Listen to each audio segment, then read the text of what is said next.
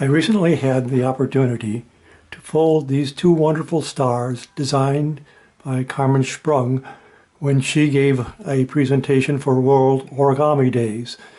I really love folding these designs and wanted to honor her in a particular way. She likes to name her stars for different people, and I thought it would be nice that she have a star that is named for her. So I've come up with a design that for a star that I'm going to name the Carmen Star. And typically Carmen likes to make either modular stars like both of these are, or she likes to fold from a regular polygon like a square, a pentagon, or a hexagon. And that's what the majority of stars in origami are folded like. I, of course, have to be a little bit different, and I'm going to fold mine from a very long rectangle. The dimensions of the rectangle are in a ratio of 1 to 13.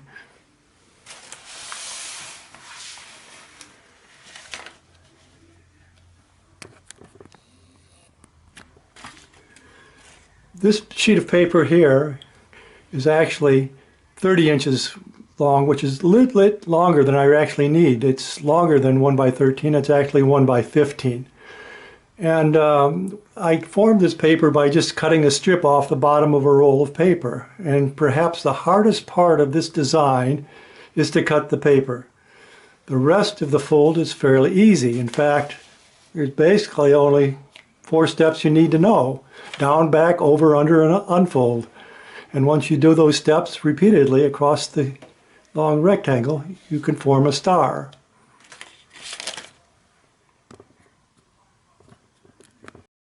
The reason I use a bit longer sheet of paper is that depending on the thickness of the paper, you actually may need a little bit longer than 1 by 13, because the thickness of the paper and the way this design is folded may take little extra paper depending on the thickness. Here is the completed Carmen Star and what it looks like folded from this particular sheet of paper. And what I'll do when I get towards the end is actually cut off a little bit of the end to make sure it fits exactly the way I want to. And it'll be about 1 by 13 when I'm finished. And I can unfold this back to a 1 by 13 sheet of paper. Okay, let's take a look at the process. The first thing we need to do is I like to work with this sticky pad when I'm doing this, but you don't have to. I'm just using it for convenience so that it holds it down while I'm folding, so you can see the fold a little bit better. And I stick it down to the pad like that. And if you have a sticky pad, it might help. Maybe it's more of a hindrance. It depends on your particular like, but you can fold it either way, and I think you'll find it's no problem to fold it either way. We're going to fold the diagonal line starting from one point and going at a 45-degree angle. That means that this edge will meet this edge. And you could start from either end of the paper, and it doesn't really matter. And you could start from either point. It really doesn't matter. I'm going to fold the diagonal in a strange way. You would think the easy way to do this would be simply to fold the edge up and over like this to form the diagonal. I'm not going to do that. I want to establish a certain pattern of folding as I go across the paper, and I'm going to start from the very beginning to establish that pattern. And first I'm going to fold this long segment of the paper down. Step number 1. Down. And make sure you get this nice and even. I see my fold off a little bit, so I want to even it up so it's nice and even. Next thing I want to do is go to step number 2, back. And I'm going to fold this long sheet of paper to the back. Now when I do this, I like to make sure that this point matches this point. And the paper is going back in the opposite direction. So that was down and back. Then fold it down sharply. Now to get this lined up exactly the way you want to round it around and put the 2 points together. And perhaps with thicker paper, you might need to take something like a darning needle or some other pointed object and pull out the point so you get it right to the midpoint of that paper. And the 2 corners match. Remember, this corner matches this corner. This fold is actually quite forgiving, and if you miss by a little bit, not to worry too much. The next step is over, and I'm going to fold this part of the paper over to the other side using this line as the place that I crease, and I fold it over that crease. And when I get it into position, I'm going to fold it flat. Now, the temptation is to pull it a little bit too far, so be careful. You want it just matching that edge.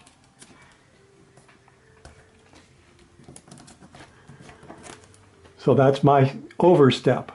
The next step is under.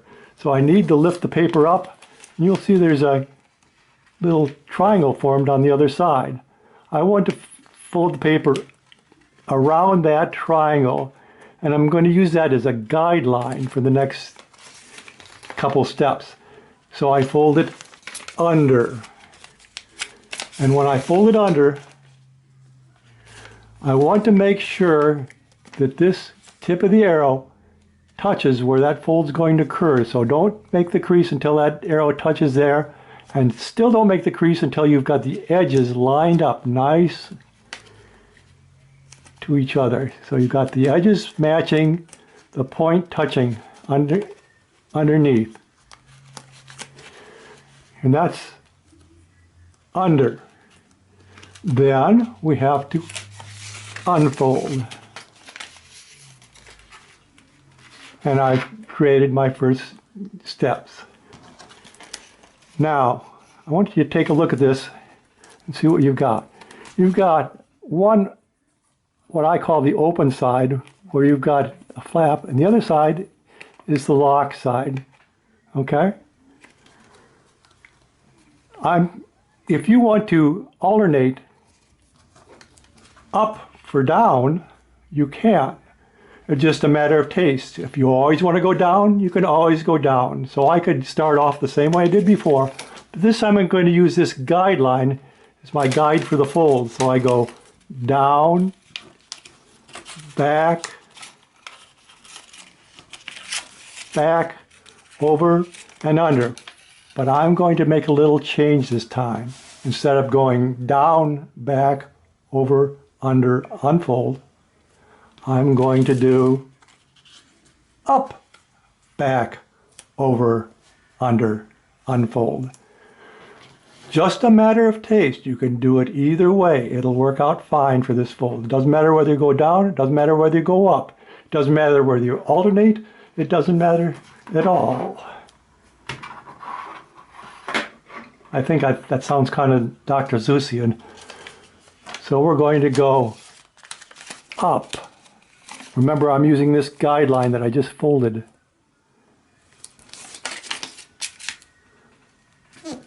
I'm going to go back, making this point touch this point. Back. Swinging the paper all the way to the back.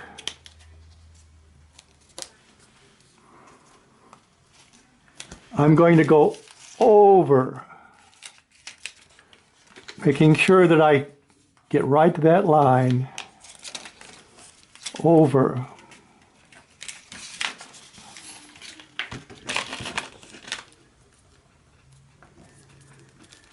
What's next? Under. Lift it up. Go underneath.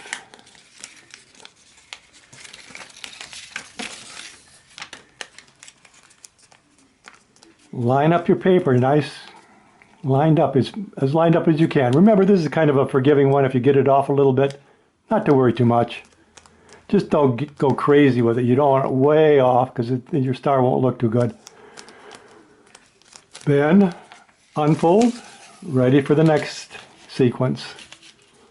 Okay, now I'm going to be alternating, so I'm going to go back to, guess what? Down. Use the guideline. I fold down.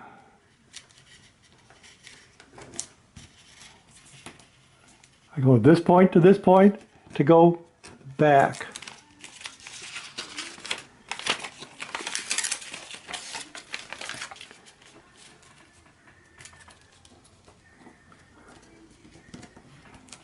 I take the paper and bring it over.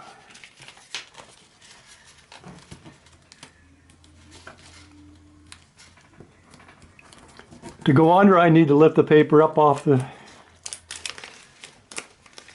and then go under, lining the paper up all the way along, making sure that point touches inside there. You can feel it in there. That's your guideline for the next fold. Unfold.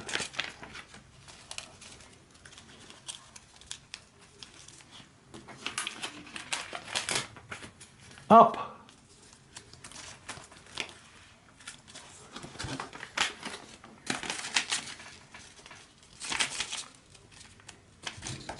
Back, point to point.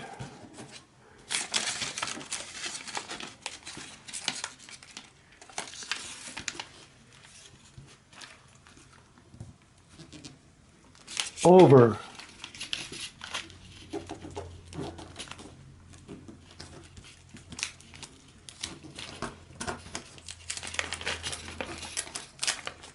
Under. Line it up.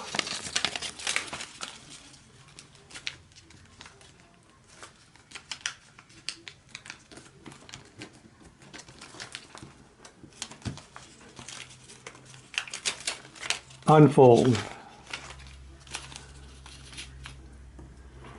You notice how it's alternating colors? That's how we get the different colors of the star.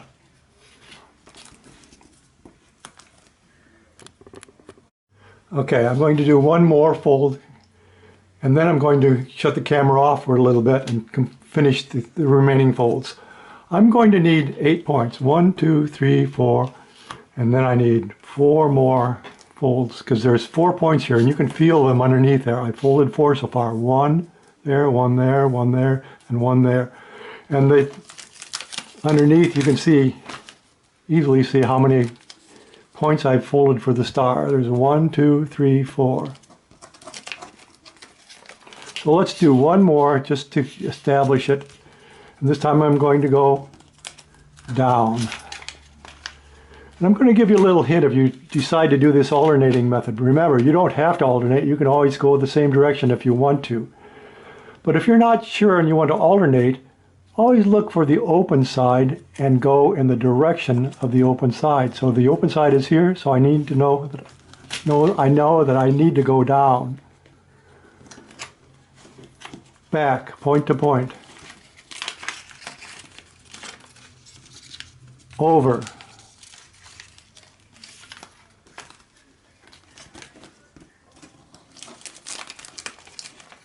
Under.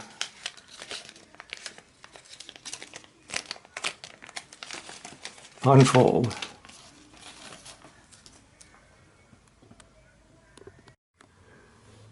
Okay, I've completed all the preliminary folds that I need to create the star. I need to do some final steps to do it. I've also cut off a little bit of the extra paper that I didn't need. Now, how do I determine what size to cut off? You notice that these two are kind of the same size, but that just happens to be the way it worked out with this particular sheet of paper. If you want to figure out how much to cut off on this end, you take the last segment of paper and fold it over across 2 color changes. And you notice it lines up right with that second color change. And that's how much you need on the last segment. And you cut off the remaining sheet of paper. There.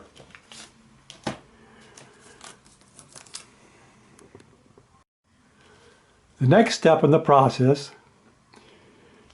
is to fold the paper in half, revealing the star points. And if it's all one direction, if you've used down, down, down, down all the way across, you can fold this whole thing over in one maneuver. But since I've used down, up, down, up, down, up, I'm going to fold 2 segments at a time down. And there's one point of the star revealed.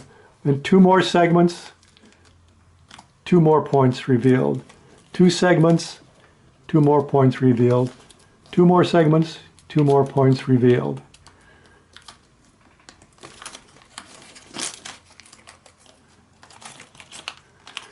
And you want to try and make your points to meet right at the point of the star. So you may need to do a little bit of adjusting to make sure that the points meet all the way across. Now we need to adjust the angles of the points. So we grab one of the points, we grab the paper next to it, and we pull it down to a 90-degree angle. Now, how do I figure out if it's a 90-degree angle? Well, one way is to take something you know is 90-degree angle, and compare it. And when you're there, you've got it at the right place. Or if you've got a square board like this, you just put it on the edge of the square and line it up that way. So there's a 90-degree angle. Now I'm just going to do this kind of to taste because I can pretty much judge it, but it would be best to really line it up with something. So I fold a 90-degree angle there, 90-degree angle there, 90-degree angle there, 90-degree angle there, 90-degree angle there, 90-degree angle there, and the last one, 90-degree angle on the very last one. The last one's going to be a little bit tricky, so make sure your paper stays together to get that 90-degree angle. You take the remaining point and you bring it around and you put it against this edge.